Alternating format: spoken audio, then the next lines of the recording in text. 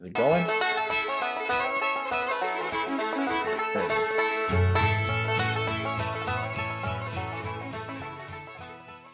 All right, and here we are again. Here we are. We are here without Chase. I assume he's on his way. I don't know. Yeah. So Chase confirmed that he was good to go, but he is fashionably late, I guess. But we do have Jesse Baremore here, and hello.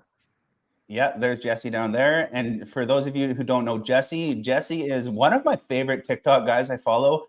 He is an on the road. Is it on the road or over the road? An OTR. Over the road. Yep. Over the road flatbed truck driver down in the States / TikTok celebrity. TikTok celeb. I checked your following here, and you are about to pass me on my main TikTok account. You're so close. And I am, to toot my own horn, Canada's second highest followed truck driver. So you're about to surpass Canada's second highest followed truck driver on TikTok. Let's go. I mean, I don't get a huge thrill out of putting Canadians to shame, but I will if that's what it takes. You should. Canadians. All right. So here, Jordan, you take over here for a sec. I got a couple of note things to do here, but you're pretty good at interviewing. Well, yeah, but now I gotta panic and look for the interview notes because I thought Chase would be here. That's what I'm doing right now. Yeah, okay. We're doing so much better these days. Chase, the guys from when we first started interviewing, it was just like, "Hey, man, what do you do?" So now it's like, okay, we actually have notes, but we're not prepared right now. Sorry. Loose notes. So I guess we could say, well, Jesse, how did you even get into trucking then? Like, how long have you been doing it? 2 questions right there. I've been in and around trucks my whole life. Like my family, my dad was a logger by trade, so I was in and around a lot of forestry equipment, and then sort of into some ag stuff too, because I was either on or very close to ranches and stuff my whole life. So some of my early memories are like running like a skidder or a Caterpillar, a log loader, and being in the truck with my dad as we're moving equipment around the woods, that kind of stuff. And then when I was 21, I decided to go over the road, and that was 2013. And I've basically been doing that off and on ever since, in the truck out here, going over the road. So very cool. How'd you get your license? Did you do the driving school, or did you just get to challenge it? I sort of had an exemption that I ran under for some time, like an agricultural exemption. But when I was 21, I wanted to go interstate. You couldn't go out of the state with that. So I wanted to go interstate trucking. Yeah. And then I signed on with a big company, and they paid for my schooling, where, you know, I had to learn a lot of the regulations and all that stuff too, not just driving the truck, but yeah, you know, farmers in our area get quite exceptions too. It's if you can run any class 3 vehicle, so like a tandem end dump with just a class 5 license, and you can get your class 5 at 16. So a 16-year-old can take a tandem truck. But what guys have been doing is they'll take a tridem end dump and then put a converter dolly and then run a full semi trailer, and you can technically run that at 16-year-old in a class 5. It's kind of ridiculous. That's a good one hell of a loophole. One hell of a loophole.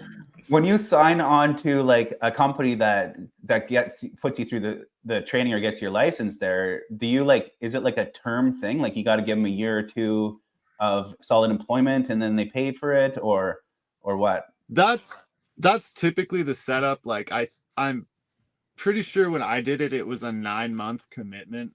Like I wouldn't have to pay anything out of pocket if I worked for them for 9 months.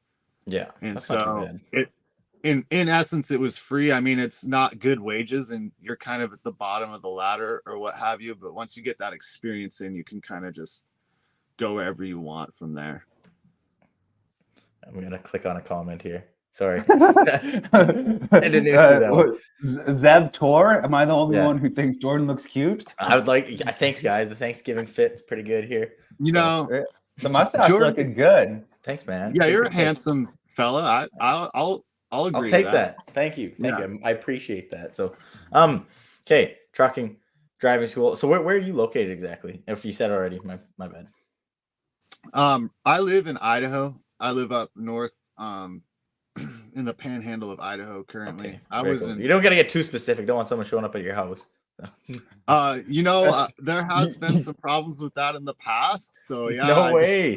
yeah. Okay, yo, Yeah, do tell. Actually, you've had people show up to your house. You got to tell it. I remember Joel was quite upset. People were dropping things off on his property. He was pretty upset about it. Like, you guys are screwing with my privacy, and rightfully so. Kind of his feelings on that, but it's such an interesting thing.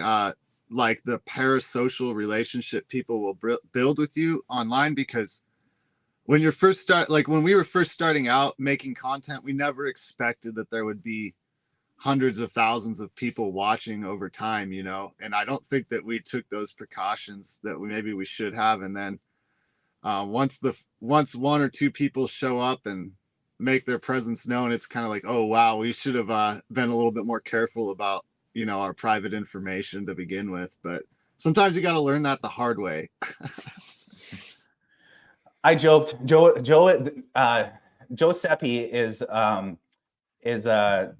Jesse's like, I'd call it like, I don't know, workmate, partner, best friend of the road type of thing is the impression I get, that they bounce content off each other. Sometimes they work for the same company. They'll go over the road together, like on the same kind of jobs and stuff. Cool. And their content really cross relates and that. But I follow Joe too. He's another good guy to check out. And someone like dropped something off in his house, and or send a mail or something like that. And I was joking. I was like, what did I say? I was like, I'm so sorry. Like, I didn't realize I was crossing the line. Like when I sent you my dirty underwear or something like that. I remember that. That was so funny, man. Yeah, that was a little bit wild, because was home, he'll park at his house. And so he was at home and someone had left something like on his truck, and he was like, whoa, just a moment of pause. Like maybe I shouldn't be showing as much information, that kind of thing. But yeah, that was funny when you said that there. And I remember we were laughing about it. Good. I didn't know how he took it. You commented it was pretty well. Yeah. We got our show notes here. I'm curious because it's one of the things that I see and I quite like. Okay, governed at 65. Your trucks are governed. I know we have some like is that a thing for the company you're with? Oh, we got some audio lag there. Oh no, Jesse's freezing here. And we lost him. Great. Okay, he'll be back, but I do know that his truck is governed at 65 from the TikToks that he produces. Oh, and I know. I do know some companies here that do that, but it's just I hate that. I can't stand that. Right? Oh, here he comes back. I think it's dangerous too, because guys try to pass when they're governed if they can't go fast, and then they're trying to do dangerous passes and stuff along 2-lane highway. Like it's not. Then he gets stuck out there beside him. Are you there, Jesse? So, I think I'm back. Apologies. I think that my service is just a little bit iffy out here. I apologize for that. Well, that's all right, because right now you're somewhere in America on a reset, right? You like go 6 kind of as much as you can, and then you just take your time off in whatever city you're at until you get your days off at home. Is that how that works? Yeah. So I mean, I'm on basically a cross country trip right now. So we have 70 hours to drive in a week. And then when we run to the end of that, we've got to take 34 consecutive hours off. So I'm on one of those 34 hours right now. I try to do that every weekend so that I can still have all my weekday time available to run. But typically that's what we'll do, is take one day off every weekend and then keep running. Not so bad. Okay, I was talking about the governed trucks at 65. Hopefully you don't disappear again. I know we have some governed companies in Canada here, and I was just saying how I find it dangerous because guys will be trying to pass and stuff, and you just don't have the juice to do it. So then you got to slow down. Then you're stuck behind a guy going slower. Like, what do you think of it? I think that, like a lot of regulations, it's well intended on some level, but in practice, it just doesn't really translate to doing a whole lot to help anybody. It is pretty frustrating at times, especially when we're, when we're in areas where the speed limit is like 65 or miles per hour and we have a 65 mile per hour truck. That's not as big a deal. But when the speed limit's 85 mile per hour and we can only go 65, it does create some potential problems. You know, you have those moments where people are coming up and you are an obstruction at a certain point. It's I'm seeing a comment here, and he's just saying how his truck's covered at 65, and then some have alerts. I have worked with companies that just do the alerts, and I actually prefer that because you can say, "Hey, I was passing someone was coming. I just had to zip in, zip out. Like, no worries. Like, you still have the speed, and then you don't. Then you're not actually speeding. Your drivers aren't going 130 all the time or something." So there we go. Yeah, Chase is here. Sorry to interrupt. Yeah, we're talking. I was looking at my phone. I'm texting Chase, trying to get him the link there. Sorry to miss that, Jesse. I wasn't being rude. No, we're just talking about the governors. Now Chase doesn't have audio. Oh, great. Well, okay, just zip it till you start talking. Yeah, okay, Jesse, keep going. Yeah, killing our conversation. Yes. So, I mean, we have this like constant situation on the freeway, like on the open road, where you come up, like my truck goes 64.5 is actually what it does. And if you come up on the guy that's going 61, but then like variating between 55 and 61, and you try to pass them, it takes 8 miles to get it done. Yeah, and that's what I just can't stand.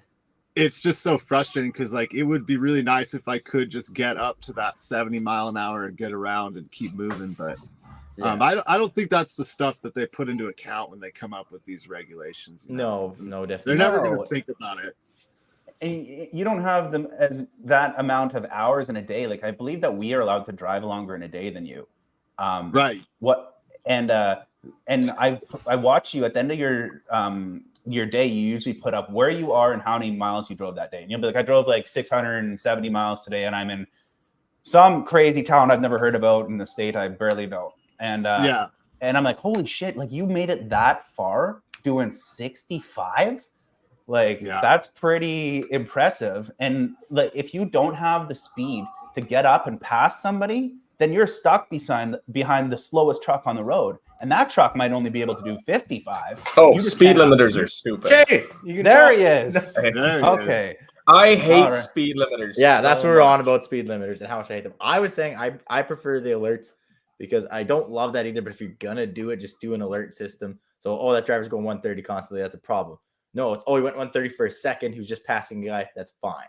Like I prefer speed limiters should take you down like after a while, maybe. Like there should be an option to bypass it for like 5 minutes. Like, hey, I need to bypass, where you can get around, hit it, get around somebody. Or in the event if you've ever blown like a steer tire or something. Like I don't know if you guys have blown a steer tire out or not when you're driving. But the biggest solution to that is you need to apply a ton of power, because when you blow a steer tire, you have a ton of sideways force applying to your rig all of a sudden. So what you want to do is you want to counteract that with forward momentum and forward force. If you hit the brakes, your lateral force as a percentage of total force on the vehicle is much higher. But if you throttle into it, your forward force is actually higher. So when you blow a steer tire, you want to throttle into it for 5-10 seconds. Apply that power to restrict the lateral force and then keep it on there. And then once you blow the tire, then you can slowly start bringing it down. But if you're running your truck right at the governor, right at the speed restrictor, and if the speed restrictor is too low, that's where a trucker is going to be running at. Then when he blows that steer tire, he has nowhere to go, nothing to do other than slow down. And it's not as good. Mm-hmm. Plus, you can't pass. Hot take. Plus, you can't pass. That's what I'm more at. Yeah. You can't pass. I mean, there's a lot of situations. I mean, sometimes even loss of traction, things like that, where you want to be able to grab some throttle, and if you're blocked up, I mean, it probably leads to as many dangerous situations as they think they're preventing. It's just a misguided rule. Mm-hmm. And do you find like that you are at times more in a rush then too, because you can't make up time and you got deadlines to meet, or is your company fairly okay with just you get there when you get there type of thing? Well, I find that I have to like work mentally to not get in that zone where I'm feeling up against the wire. It took some doing. The last company I worked for, I had an ungoverned truck, and so it took me quite a few months to get used to the idea of not having that extra pedal if I needed it. Yeah. Okay, talk about your truck and the speed quite a bit. Like, what kind of truck do they have you in? I have a 2023 Kenworth T680 with the boat anchor of an MX-13 PACCAR engine, which is Chase talks about engineered obsolescence, and this is like the poster child of that. They pulled out all the guns for that. At least it's not a max force. I mean, silver linings. Yeah. Yeah. There was, to be honest, like a good part of the reason I left a job I had left in the last couple of years was because they replaced their trucks with PACCAR motors, and it added. We were paid by the trip, and you had 3 trips in a day, and it added an hour and a half to my day. And then I made it so I didn't get home to see my family after work anymore, to have dinner with, because I have a baby, and the baby would go to bed. And before it was great. I'm like, okay, well, I work, but at least I got to go home every night and have dinner with my family and put my kid to sleep. And then they gave me a PACCAR, and I couldn't do it anymore. So Chase was kind of behind me on my decision to leave on that. But yeah, it's, you need big power if you're going to be moving that kind of weight in the mountains. Like, I'm sorry, but you can't haul 150,000 pounds every single day in the mountains with a tiny PACCAR. Like, it's not meant for that. You know, my company has been beta testing, because we have a division at our company that hauls, like I'm only 80,000 maximum, you know, out here over the road, but we have some segments of our company that'll haul up to like 105, like 100,000. And they've been testing out some different equipment in those trucks to try to maximize the power. And I think they've come to the conclusion that the MX engine the PACCAR engine just has so many pitfalls. We've started getting more trucks with the Cummins engine, which I think so far people have been having a better experience with, but it's kind of a frustrating thing because, like, for my company, and like a lot of companies, you know, we're kind of at the mercy of the manufacturers, which I think that you guys kind of understand some of how that works with trying to get your products going. I mean, a lot of people just really don't have that much say over the equipment because they make what they make, and that's what's available on the market. You know? I mean, I'm a big fan of going to like the aftermarket builders at this point to get a truck. The people that just like rebuild the truck. There's not a ton out there, but I've got a funny story about that PACCAR engine. There's a guy that got one. He got a W900 Kenworth with a PACCAR MX-15 or whatever, like the bigger one. And I had my 1969 Kenworth with the old big cam 400 in her. And they're talking and bragging up about this Kenworth with the PACCAR engine, and it gets such good fuel mileage. Well, I was able to keep pace with this guy in that 1969 Kenworth with a big cam 400. We both filled up leaving Grand Prairie. Then we refueled in Edmonton to see the difference, and I burned 40 liters less fuel than he did running that old mechanical big cam than this brand new. Yeah. That's great. That's great. And like 40 liters on just that stretch is the big difference. You're talking like a 10% increase in fuel mileage. I was getting 10% better fuel mileage than his brand new fancy truck. How did he take that? Was he just gutted? No. Then he looked at what I was driving and he's like, wow, like at least I got to ride comfortably. Yeah. Wow. Ride. Yeah. That is funny. I know like occasionally I don't do a lot of long haul, but when I do with this company that I contract with, they have a Volvo and everyone teases it, and it's like, oh yeah, you got to go like 14 hours into Alberta and come back. And I'm like, I'll take the Volvo. Oh, sorry. Oh, I'll take this. Like it's not that bad. Like I prefer the comfort on those long trips. No, I will absolutely take that old 1960s with a rubber block over a Volvo. I'll drive a Volvo over for the comfort across the country. I do not mind. I'm a big enough man to admit it. It doesn't matter to me for long haul. When I'm local, though, I only like driving truck because I like driving a truck. If I didn't like the truck I was driving, I wouldn't drive the truck. I get that. I'm fighting you on this one, though, because like if I'm doing local stuff, if I got to move a hoe around locally, it's like, yeah, take something that looks cool. But I don't know, that comfort, and especially the cab room, it's like a little hotel room. Like it's definitely nicer to stay in. So I really like older trucks. I mean, I grew up in those trucks, but I don't know that maybe I've just gotten soft.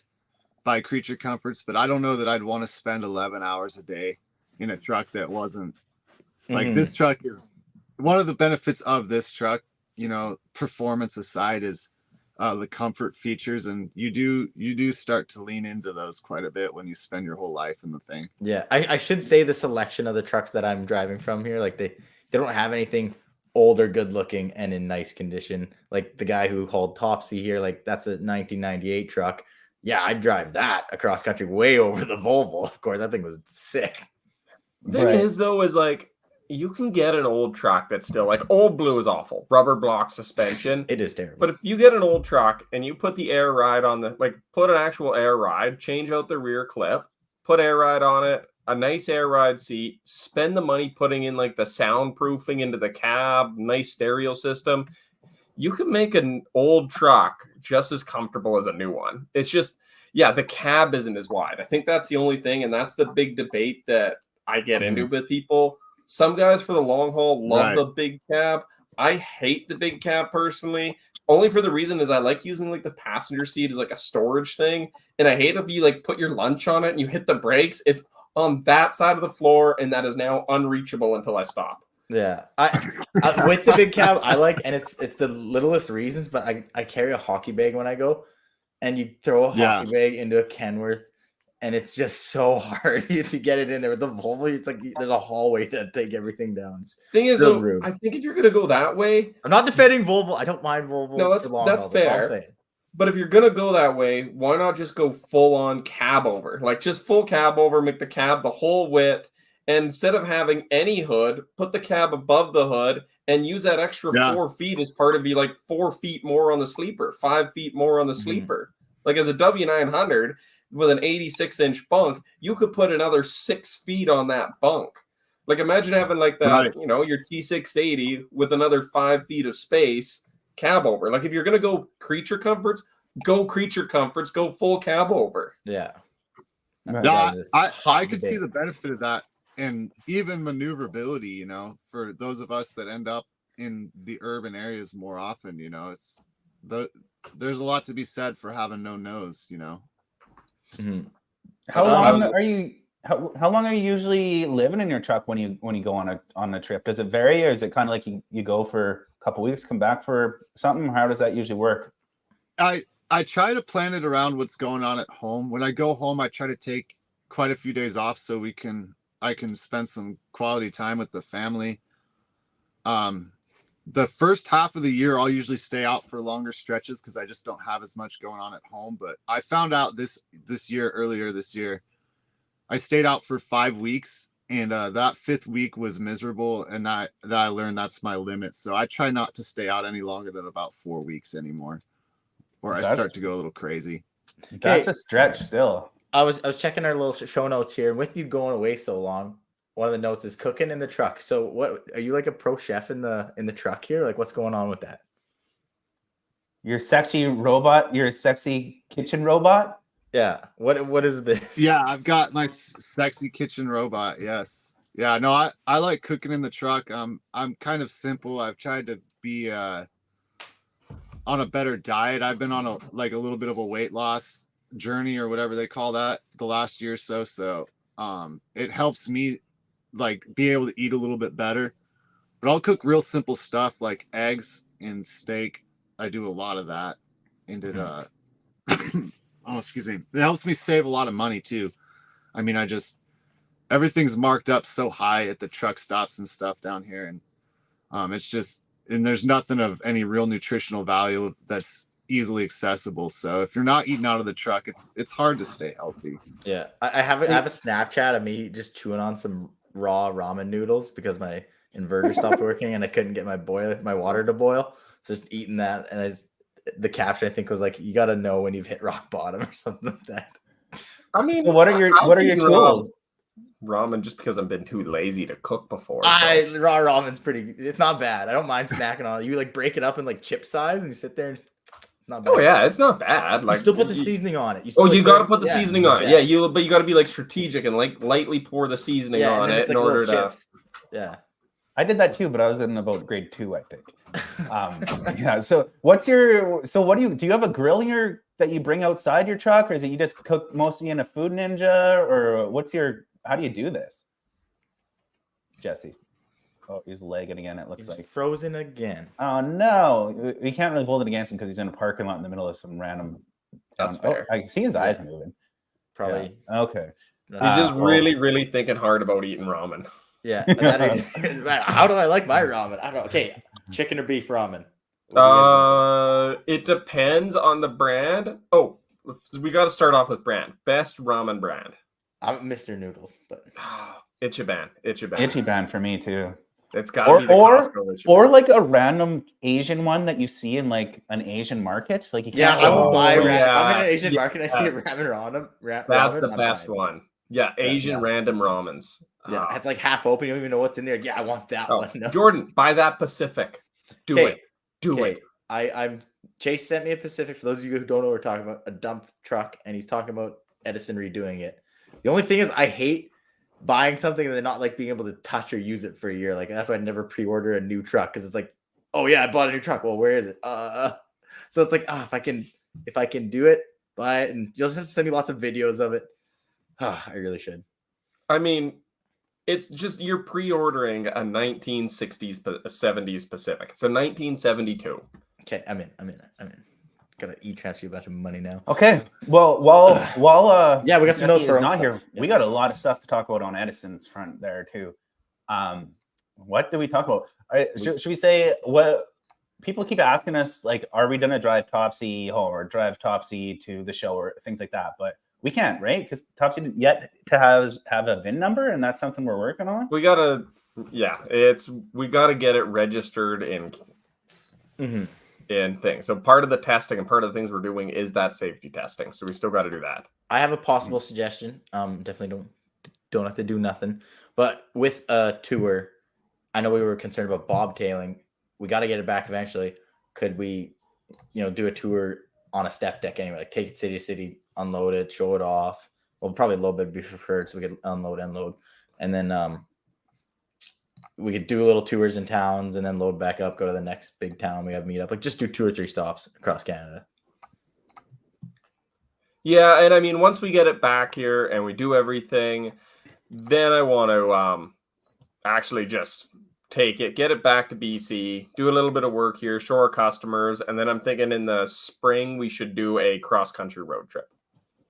That would be. I think that's better because whoever is hauling the truck is going to be on the payroll, and it doesn't look as good. Like it would be cool to stop by and show people for sure, but it'd be way better to just do it on its own power. Like well, it'll be sweet. You could haul a little, not a little, but if we rented out like a big 5th wheel RV camper for you guys to stay in, and then you can just haul it out. You could get hotels and such. But it'd be pretty sweet to have it haul something. Might as well haul stuff. We could have all our gear and our swag and all that. That would be neat. Yeah, like a 5th wheel. Those tri-axle RV trailers, like 40 foot, like a big one. Get that thing going. Well, I was thinking just haul a load across Canada. I was thinking hopefully we could work on like some kind of sponsorship deal, like go to Canadian Tire or something, or somebody that's got like a lot of stores and like pick something up and drop it off on it, and they like have dedicated stops. Like there must be a way that we can probably get some kind of sponsorship to get somebody to pay for it. We could talk to CH Express and see if they wanted us to do any hauls for them. Oh, they're still leaving negative Google reviews on us. They are salty. Chase finally called him out on the review too. I like that. I saw it. It's the same guy, and like I just kept flagging it or reporting it. I'm like, I'm done, Mark. Like, for those of you that don't know, like you use your real name, you dumbass. Yeah, you can just go to their website and see that he's the manager or whatever his position in. Yeah. One thing I've seen in the chat here pop up twice now, later or earlier on, the high school program you guys talked about. Any more details we can provide on that? Yes. We got a bunch of schools signed up now, which is awesome. Are you still holding one for Manitoba? So when they decide here, I maybe get a school in here. I mean, we'll see how it goes. We only have the budget for like Edison Motors. We set aside a little bit. We have the budget for like 14, 15 schools. I think 14, and we'll keep one as ourselves as like a base project. But yeah, if we get more than that, I don't know what to do over that. We'll have to like do some fundraising, or KISS schools might have to do like some other fundraising if they want to like buy another cart because I think we've almost filled it. Yeah.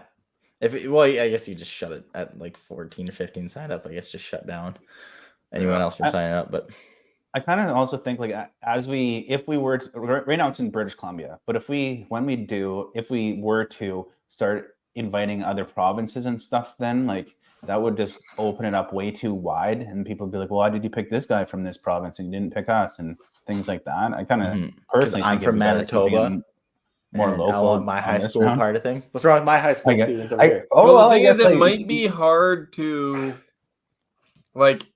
It'd be hard to get people all out to BC for the event, like for the race days and the challenges. Like maybe in the future, if we do a little test thing with like 15 schools, and we get like 5-10 schools finishing it, we do it, it goes well this year. Then we can look at expanding it to other schools where we could have a BC group, like a Northern BC, Southern BC, Northern Alberta, Southern Alberta, have everybody compete in like semifinals, and then have everyone like compete at nationals or something like that. Like the winning team of each province, then we pay for them to come out to a main event where like, 14 provinces, territories, you could have like 14 schools competing. I guess we haven't really said exactly what it is here, the project on the podcast yet. Did we? We missed it. You're getting high school students, sponsoring them, supplying them axles, controls, and they get to design their own, go-kart, and then there'll be like 3 different stages or steps they have to compete in it. Golf cart size. I'm not sure the exact size we're going to. And that's something when we get the list next week, I'm going to reach out to the schools and see exactly what they're thinking of for size, what they want, and we'll work with the schools to figure out something. And the competition is going to be pulling the greatest weight. Yeah. And then a speed one, the fastest one, is it? Yeah, we're going to set up the track, and we'll do a lap time around the track. Like, hey, you got to do 3 laps around the track, and we'll just do a time. Best time wins. Then we'll do a tractor pull. Like, you got to pull one of those sled trailers or whoever can pack the most weight. And then we'll do a distance challenge. Who can go the farthest off a battery? Or I'm open to another challenge in the place of that. And that's great because getting these young minds starting to work on innovation and creating that, and you never know, like you might find like an up and comer, like the next guy to. I know I was talking with Chase about it, and you guys don't seem too keen on the Manitoba thing, but I was talking about if we had to get hotel rooms and stuff. I think school grants. I think they grant us a lot. So never mind just for hotel rooms and such, but actually for doing it, if more schools want to sign up, I bet you there'd be a lot of grants for that because it's great for the young minds to be doing something with EV. You know what's funny? How many people reached out and said that they want to can I just buy a kit for my own? Like hundreds and hundreds of people be like, I want to just buy my own go-kart EV kit. Yeah. I think if we do it and we go and order the kit, I don't like has some good ones. Yeah, right. I'm not a big fan of pre-orders, but to cover the budget, like just let people pre-order a kit from BC and we'll bring in some extras for people that want to order extras. I feel like that's fair. I don't even care. We'll just do them like they're cheap Chinese axles. You need an import license in order to bring them into Canada. We have an import license. I'll bring it in there. If they pay for the axles, the freight, and the shipping to get it to Merritt, like fine.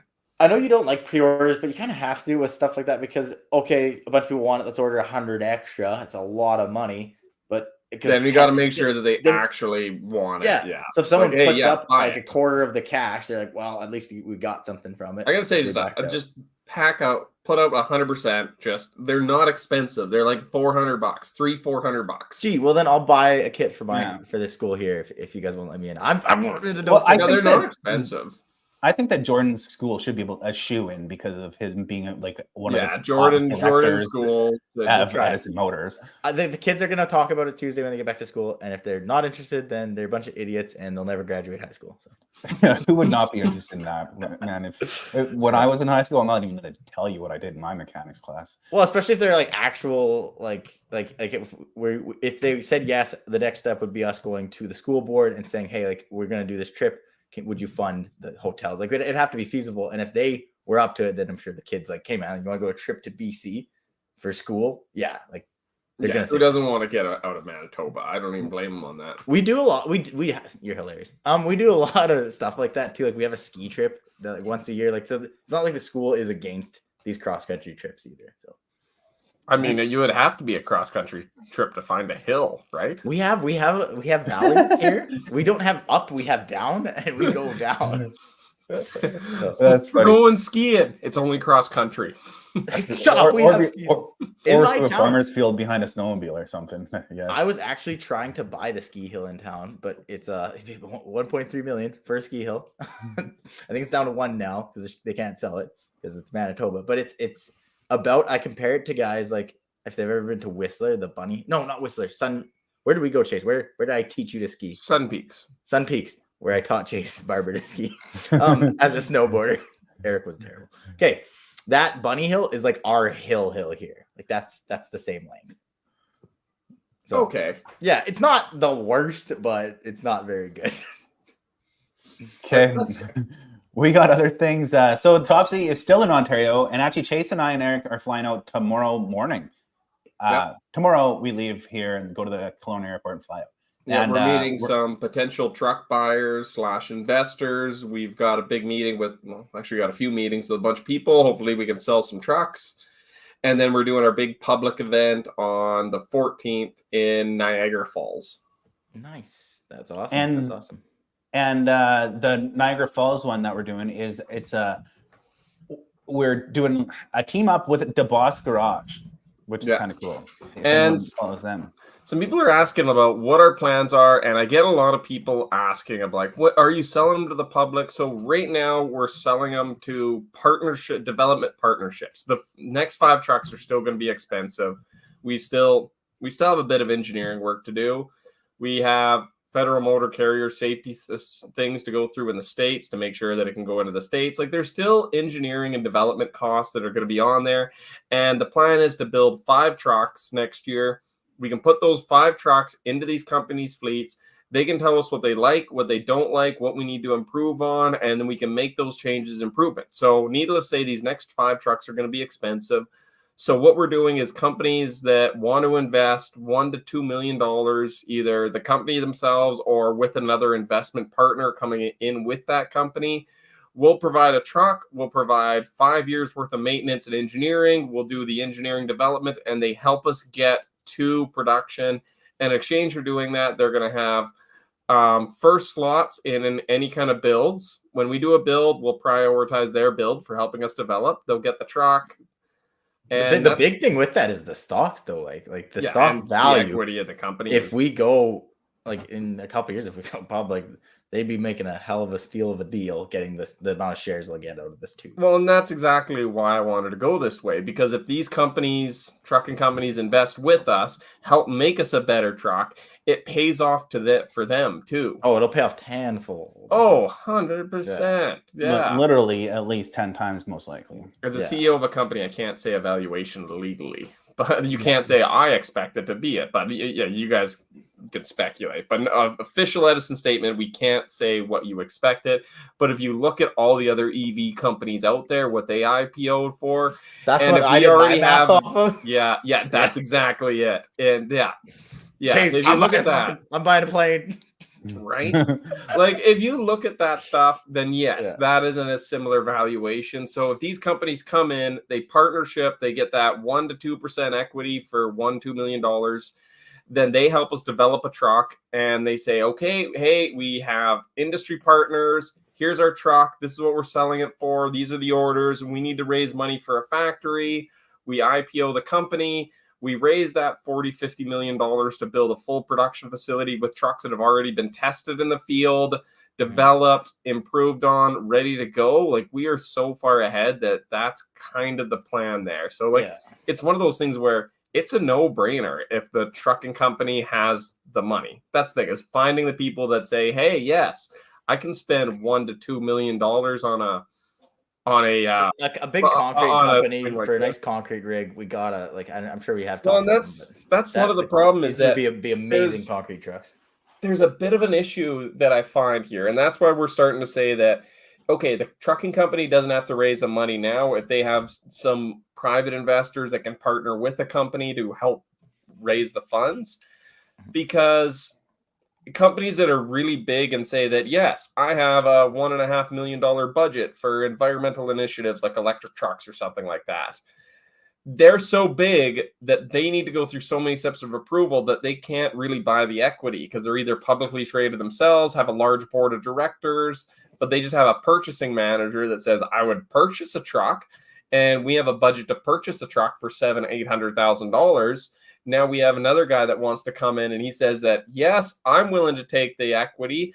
I'll come in there with the other $800,000 needed, and then I'll take that 1.5% equity.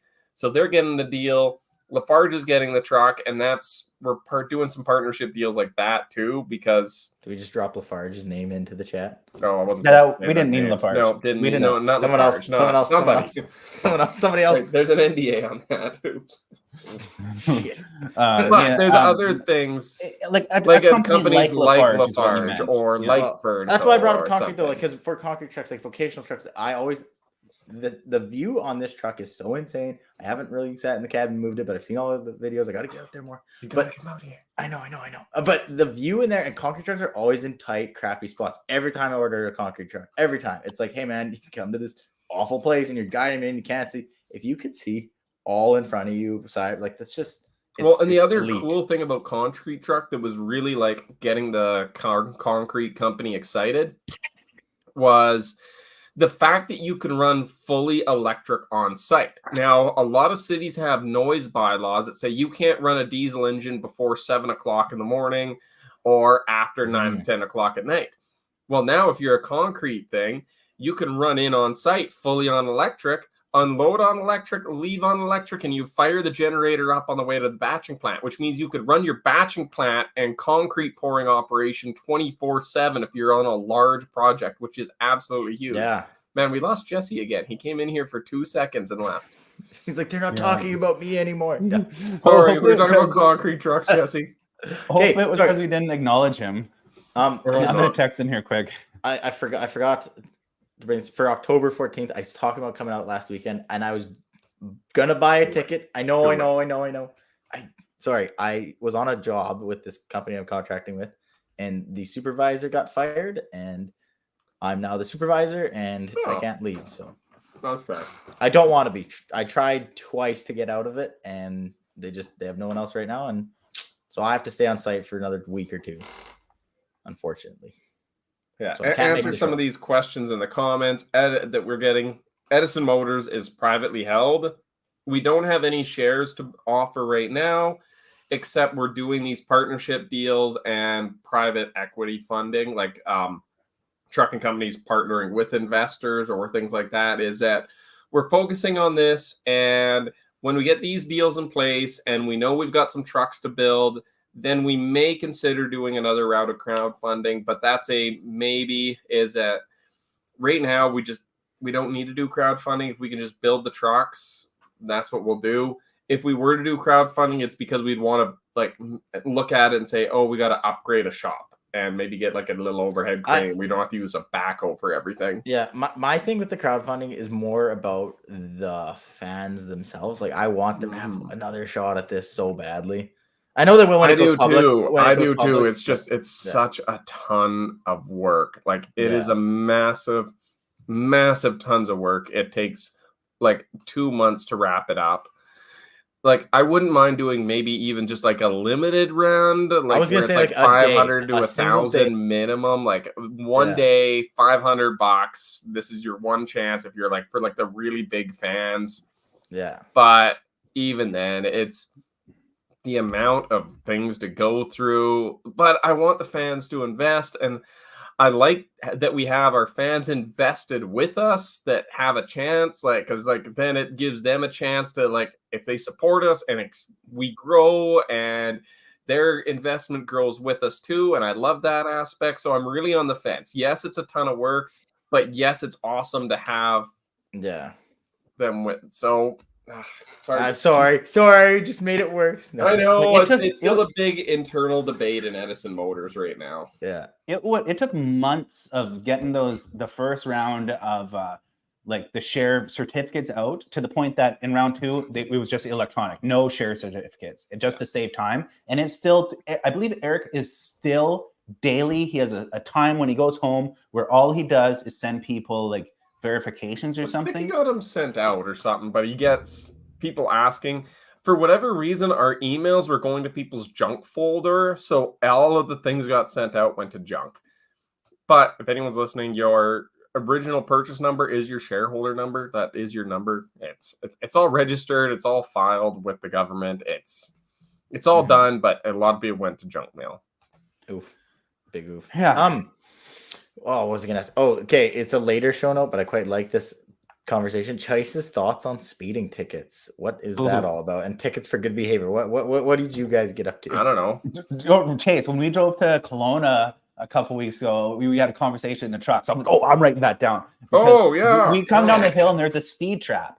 And someone flashed their lights. And I might have been going a little bit heavy, but I slowed down. And then Chase is like, I love it when people flash their lights like that. Yeah, flashing lights to warn people out. That's a beauty move. Because I hate where speeders set up in this, like where cops set up the speed trap.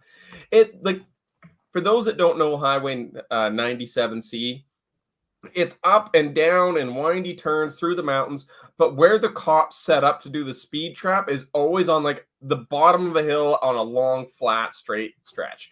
And it's the like safest spot. The safest spot of the road. And that's where they're going to make sure people are doing the speed. Like set up in the windy, twisty corners where you're actually like coming down all these corners and going through the rock bluff. Like that's where you should be setting up a speed check. Because if any issue that you're going to have speeding, it would be in that spot.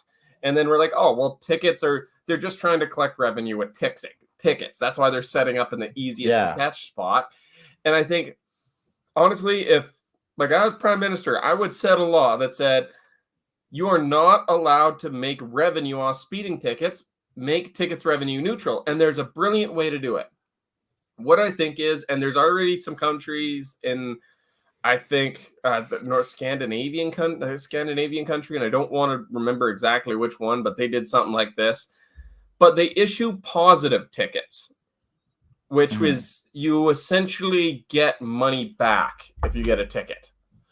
Where like it's rewarded for good behavior. Like, hey, we know you slowed down, moved over for the cop car. I noticed that. I got your license plate. I'm going to give you an extra $200 off.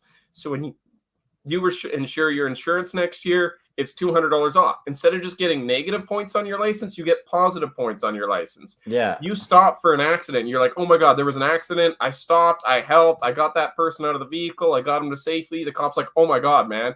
Can't believe you stopped and helped those people that were in an accident. That's awesome. Here's a $500 check for you. You can go into the local government office. You get that $500 check or tax rebate or whatever it is. If you do good behavior, you should get rewarded for it. Positive points on your license so that when you go to renew your insurance, the insurance company looks and be like, oh, he moves down for slow tow trucks. Oh, he helps out people. Oh, we noticed he picked up, a cop saw him picking up some litter somewhere. We gave him a benefit for it. And then you take the money that's, hey, you were doing negative driving, you were speeding, you were doing this, you were doing that. You take the fines from those people and you give it to the people doing good. Because so many studies have shown and proven that you are better at correcting behavior, at rewarding good behavior than punishing bad behavior. So I think this is like the best answer to tickets aren't just revenue for cops. Tickets are actually to enforce good and bad behavior in society, which is what they were originally designed for. And that helped too with the outlook on cops too, because in the last few years it hasn't been great. And this way, like, you do something right, you get rewarded for it. Maybe less people would hate on. Well, cops. That's true because cops do a hard job. I've seen some of the videos where cops are like just arresting people, dealing with things, and like they have a hard job. But people hate cops because the only time you're dealing with cops, it's normally in a negative way. Oh, I got my house broken into and now I got to deal with these cops. Or, oh, I got pulled over and got a fine. Wouldn't it be nicer if cops could come and give you like a positive ticket? And you're like, oh man, that cop saw me doing something nice and he gave me $100.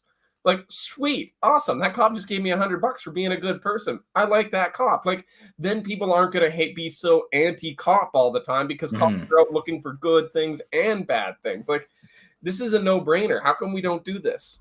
I don't know. We don't do a lot of things we should do. No, that's such a great point all around. Like I'm totally on board with that. I thought what they really want to do. It's not Sweden. It wasn't Sweden. Maybe I'm thinking Switzerland.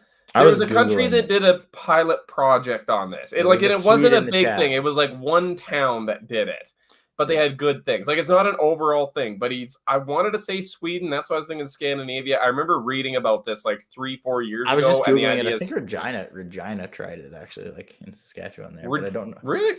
I don't know if they actually would have done it like you're Sweden, saying. Switzerland. It was probably like, hey, Saskatchewan. we won't club you for this. Like it wasn't actually that positive. But, so. Yeah. Okay. What else we had here? Go ahead. So I had my kidney stones are out. If anyone cares, I had a kidney stone operation. That sucked. Really, really sucked. And when my kidney stones first hit, it didn't even like hit me in the kidneys. It just felt like I got straight kicked in the balls, and to the point like I got sick. And so I had my operation finally, and I was down for like a week after that. But I'm better now, just in time to go for Ontario. So happy. Yeah. Sorry, continue. Go ahead. No, Go ahead. go. No, I was just thinking about something. I don't know if we want to talk about it or not, but the SC cart situation. Do we talk about that or no? I got the video queued up here. I think we should just one last time say it, but it's up to Chase. There's a thing. We're trying not to to a positive ticket thing. So Montreal, it looked like Regina. And sorry, I was Googling where had it. And I know I've read about it. And it seems like 3 Canadian cities I found. Maybe I was just I could have sworn Canada? like a country with an S did it, and that's all. Sweden and Saskatchewan are very similar. So. Montreal and Sweden, both foreign countries. Oh, the SC cart thing, we can go into it. I really don't care. They're just. I gotta say my quick 2 cents here. For anyone who doesn't know the SC cart thing, we talked about it last week. Chase called out some carts for being made in Canada, and clearly found them on Alibaba. So if you want to check out some videos on the Edison YouTube, go check that out. If you're just listening in your car, don't do it while you're driving. You'll get a ticket, not a positive one. Now I have to say I wasn't sure when you first popped them up. I'm like, well, maybe they changed some things. So then I was doing some deep dives, and you have the video where like you compare them. They're the exact same. Like they can't even try hide that. And we found out some more stuff where they're definitely like we can't really say exact, but looking at them, like they look pretty exact. But they're like it was enough that the thing is that these carts look like other golf carts made all over. That's sold all over North America. Yeah, made in China, and there's like at least 10 different companies selling these golf carts in like Australia, North America, Europe, and all that. And the one place down in Florida calls it the Edison TT, which is how we know about it because there's one company that sells them as an Edison go-kart, and people like will tag us in it. I'm like, yeah, no, they're selling a go-kart. It's a rebranded Alibaba thing. I don't care about it. Yeah, people know that's not Edison Motors. But I've seen this golf cart, and that's why, like, walking into the event, I'm like, oh, I recognize this thing. And I know exactly where it is, where it's sold on Alibaba. Go out, and the thing is, like, they're saying that we're launching a harassment campaign and that we cornered them in their booth. Like, if you watch the video, they come up to us, and they're like, hey, do we have it? Because we're walking past like a camera. We're filming a few things at the show because we're just like people that seen the YouTube have seen our different videos we've done on different things at the show. And we were just filming. They're like, hey, do you got any questions? Oh, like, come here, guys. Any questions for us? Literally flags us down. Be like, you have any questions? And all I did is I asked the question, are these made in Canada? Yeah, from the ground up. Well, we build everything in Vernon, BC. And then I read their sign. I'm like, cool. And then I go and I read their sign that says, these go-karts are carefully crafted and manufactured in the heart of Vernon, BC. Yeah. And I'm like, okay. And then I go back there and I'm like, are these actually manufactured in Vernon? And he's like, yeah.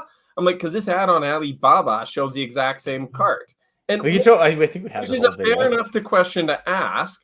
Because you know what? It wouldn't be the first time that China has stolen ideas and designs from somebody and then resold it elsewhere. Maybe these are the original designers of the golf cart. So we ask, and then when I ask him, like, are they actually built? Here's the ad on Alibaba. He's like, we have a factory overseas that we'll play the video. I'll play the video. Well, let's play the video. Should we just do that right now? Sure. Okay, let's cue this up. You don't want to see? Oh, we don't have to. I'm so done with this. It's good controversy with a go-kart company out of BC, SC Karts. They're saying I was harassing them and launching a campaign against them. And let me give you my side of the story, because all I did was post one video where I talked to the person for less than 2 minutes. Let me start off by saying that before Fully Charged Show, I had never heard of SC Karts. But we went into the trade show and they had these golf carts set up, the big sign that said Made in Canada, and that attracted my interest because I'd like things made in Canada. We noticed at the show that their carts here, here's a nice blown up picture from their website, look like these ones being sold for Crown Carts down in the States. This one is a VIP cart called the Edison, sold down in Florida. E-Car sells these in Australia. Here they are again. So I went and had a look on Alibaba, see if they were being sold on there, and there's the exact same cart. There's the Alibaba one for $2,800, and this is the SC Kart one where they said manufactured in Vernon. So I compared the two. The Alibaba one, look at the little turn signals, headlight, tires, rims. And you look at the SC Kart, same tire, same rim, same turn signal, same headlight, same windshield wiper location. A brake caliper on the SC Kart, it's the same brake caliper as the one made in China. Look to the rear of the SC Kart and the rear of the one off Alibaba. It's the same back end. The interior of the SC Kart was the exact same in the interior one that we saw in Alibaba. Anyways, you get the point. These things look identical. So we figured we'd go ask them because, you know, it's not the first time China has copied something from somebody else. So let's go ask SC Karts. Do you have any questions about our vehicles? No, these are made in Canada, eh? Yeah. No, Right in Vernon. everything from the ground up. Everything from the ground up. Canadian. Every one of our vehicles is manufactured and carefully crafted in the heart of beautiful Okanagan Valley in Vernon, BC. So yeah, they tell us they make these from the ground up in Vernon. So I show them the ad on Alibaba. Is this actually assembled in Canada? Yes. Because, like, here it is on Alibaba. Mm-hmm. Well, that's $4,500. You guys manufacture them all in Vernon? Well, no, we work with a I love it. I love it. our factory overseas, but we build everything there. Oh, okay. Yeah. Assemble. Assemble it all in Canada then. Yeah. Do you build them in Vernon? No. They're a factory overseas. We have Yeah. facilities overseas, just like every other. They're stumbling. After showing them the ad and what we found online, they say that, yeah, they work with a facility overseas. So here's a part where it gets a little more complicated, and I'll let you decide. But it looks like they do some manufacturing in Vernon. They do some painting. They'll change the seats, put in a new stereo in these things. And that meets the definition of made in Canada. So the law in Canada is that if 51% of the total direct costs of producing the good occurred in Canada, you can say that it's made in Canada. So if you change things like seat fabric or the stereo, I guess, you could say that, hey, we made this in Canada because we spent over half the cost of the vehicle in Canada. Now, does that count? Like their sign said that every one of our vehicles is manufactured and carefully crafted in the heart of Vernon, BC. That's up to you guys to decide. Now, my opinion, it's just my personal opinion, that just because I bought this truck, gave it a new paint job, put some chrome on it, put a new stereo on it, doesn't mean that this truck is now made in merit. Anyways, I posted that one video as a one-off where I asked them those questions, and that was it. And they are so mad saying that I'm launching a massive media campaign. I literally posted the video once, and that was it. They're saying I'm using unethical business practices, harassing other businesses in the industry for their personal gain. No, you gotta say this. They're unfounded, unwarranted. I literally just showed a video where they said the things. This is from Ashley Stone. Ashley Stone in this article here saying that attacking brothers' business. They're going on to the Edison Motors page saying that we're needlessly attacking them and saying untruthful things when all I did was ask them the same question twice and showed them the ad and they said the things. Anyways, that was it. I really don't care. Like, I don't care about a Google review. They mean nothing. That's pretty much it. It's just one of those things. I know you didn't want to talk about it too much again, Chase. It's just, it's so maddening that they tried to fight that. If they just left it, they should have just left they it. tried to attack us, and they went to news. Like they went to the news to say that a company is harassing them with unfounded rumors that aren't based in truth and saying things about the company that's not true. I'm like, I didn't say anything about the company. You said the things. I just asked you. All I did was I asked you, are these made in Canada? And then I read your sign that says, are they made in Canada? And then I went back and said, are they really made in Canada? And you're like, no. Yeah. Oh, you're attacking us. Asking questions about our product at a trade show. How dare you come and do a trade show and ask us questions about the product when we said, do you have any questions about the product? You should have said no and moved on. I know how this conversation went though. They were talking about what they should do, and this lady, the sister-in-law, was like, "Guys, I'm the editor of this paper. I'm a big deal," and she like probably hyped herself up, and then was like, I'll ruin these guys. I'll ruin them." And then now I have a couple things I have to add here.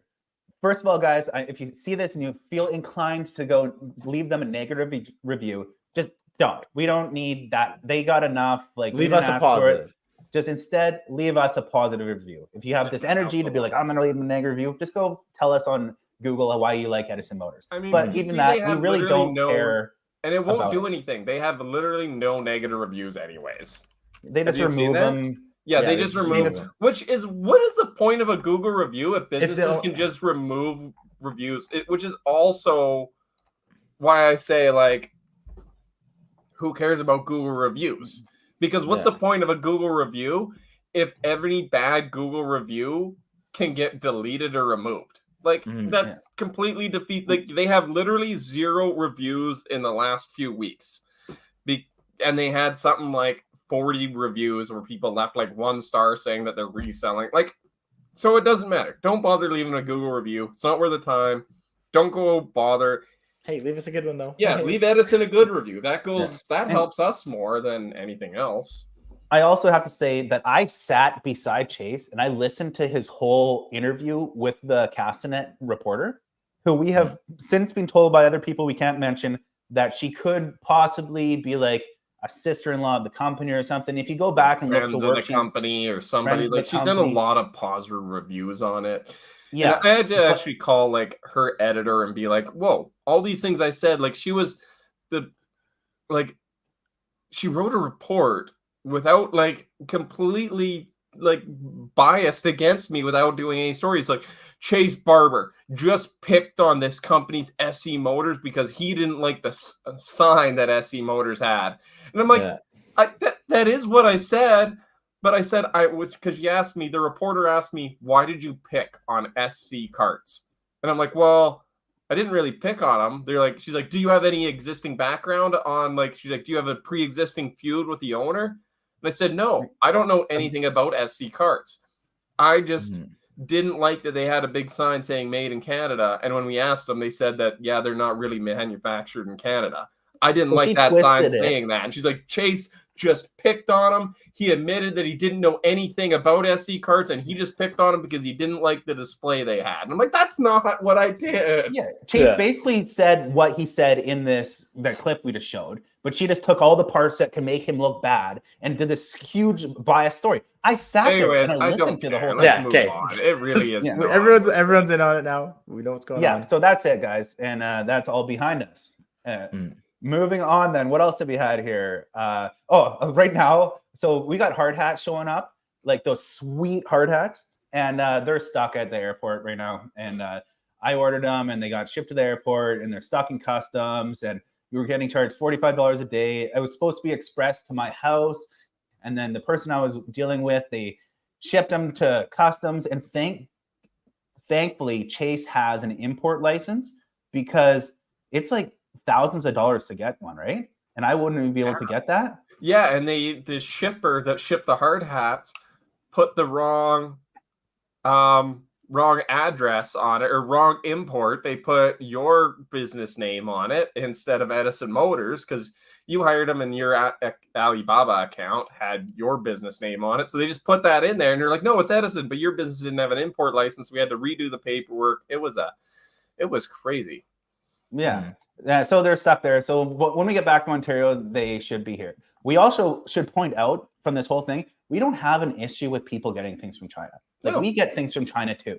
It's just where they went wrong was it's being open about like we have the video where you guys go to China. Yeah, we went to China. Like, it's so different. That's so different than trying to lie about it when it's such an obvious lie. Like, there are things, like, we tried to find everything to be manufactured. We learned when we started this truck that there's just not enough manufacturers in Canada. Certain things aren't even made over here. Like, you couldn't even buy an electric axle in Canada.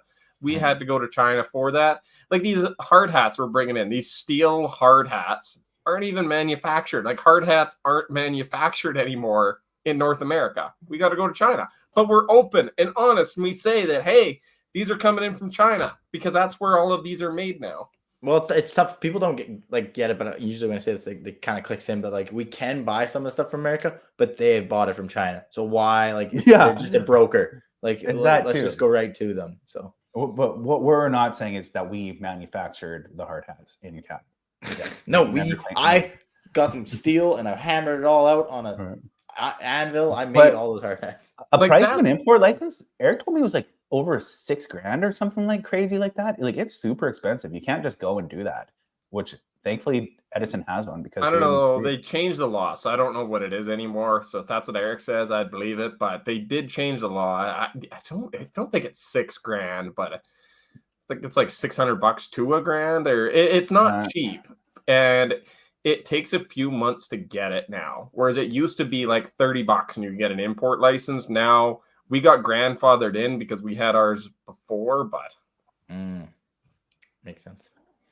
Yeah, so that sucks. And I think we're kind of worked our way through our talking point. Yeah, we had some more Jesse questions, but he's not here. Sucks that Jesse dropped off.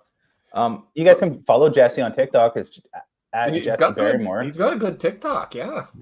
He's entertaining the way he's got like his persona. That's the way he words things, and he's a funny guy. I enjoy it.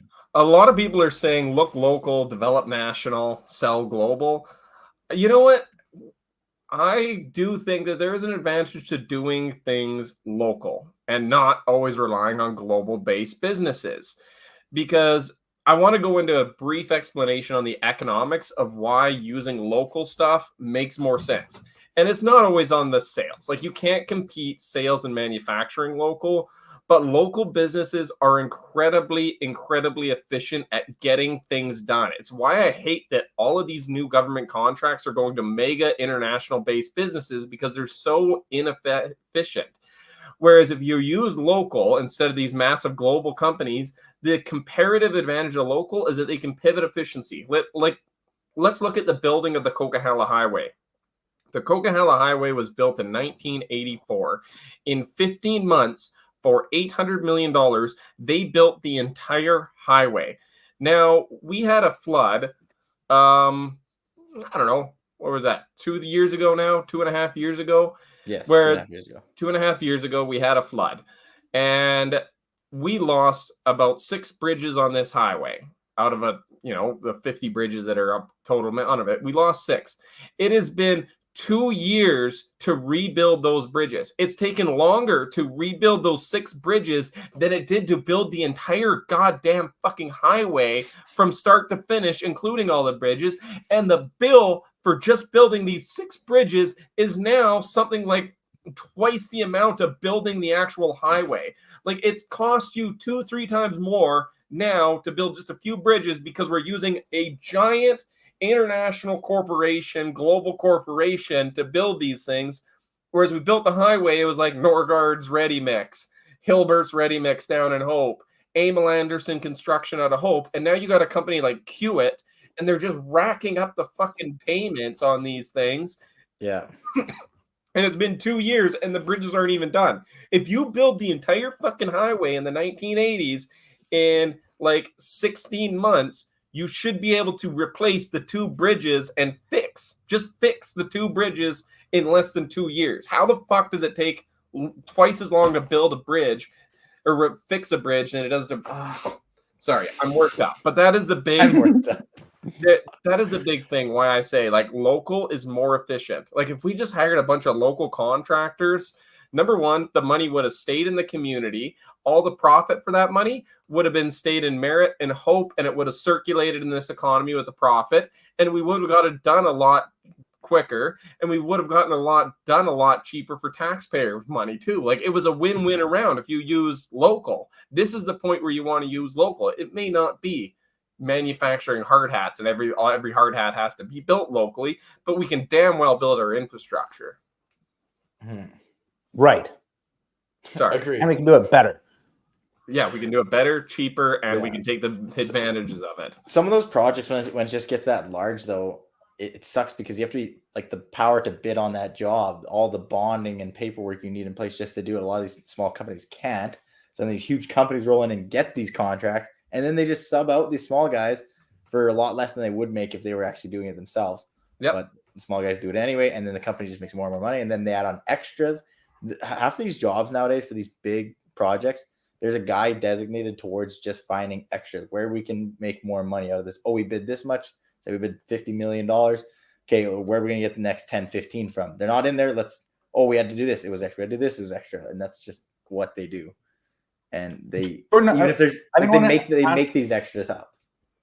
How did, are you dealing with that crack on your boom? Boom, right? My excavator boom cracked. No, I got it welded up that day. Like I had a welder nearby, and he came and welded up. It was fine. It's been fine since, but I haven't really been running it too much. But now I'm just worried every time I dig. I'm like checking the whole thing, like looking for cracks again. So we never said it on the air, but you were on a job and you got out for a reason. I forgot about that. Look over. Yeah. So what's happened there? No, that was when our live ended last time. But I was digging for a customer. And he was a guy I knew, and I had to use the bathroom. I was like, hey man, run into your house quick. So I had the boom in the hole, and I was on the way back, and I like glanced over, kept walking, stopped, and just a hairline crack was like on my boom, on my stick cylinder, like right where it connects, and it was starting to peel back. And so I was on this job site where I'm supervising now, and I called the welder there. I was like, hey man, I'm just a few miles from it on the weekend trying to work with my own stuff, and I was like, hey, like, can you come over? He came over, V'd it out, but it was cracking in other spots in this area. So just a faulty, I don't know why it was faulty, but this part of the boom where the stick connects, the stick cylinder connects, just all cracked up. So he V'd out every little crack, welded them all solid. Like the steel there should be in a lot better shape, but I was pretty pissed off. Like it's a 2013 excavator. It's not that old, and just a bunch of cracks in the part of the boom. So good catch. I was very happy I caught it because he was like, if you would have missed it and this peeled back, he's like, your arm would have been like ripped off. Like it'd been bad. So yeah. Oh, good catch. Glad it's all fixed up, and hopefully you don't lose your arm. Yeah, and you should buy a gravel truck. All right, we should probably wrap things up on that note. Yeah, I got Thanksgiving supper to get to. So. Oh, right. Yes, Thanksgiving. Happy Thanksgiving, guys. Yes. All right, happy Thanksgiving. We're spending our Thanksgiving flying to Ontario on a plane and waiting at airports. Without our family, right? Yep. Wait. We got the outro here. Here's our little outro.